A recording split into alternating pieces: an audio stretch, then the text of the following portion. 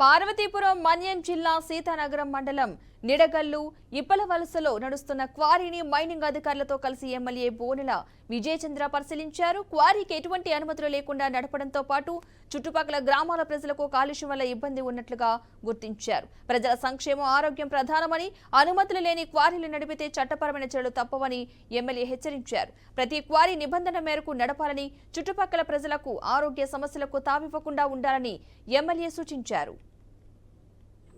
వారి లీజ్ అయిపోయింది సార్.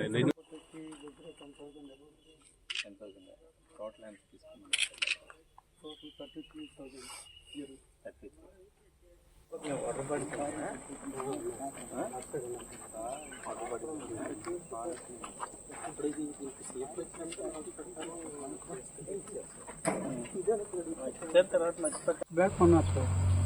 కొన్నారా? ఇంతకుముందు రాజ్యలక్ష్మి ఉంది సార్.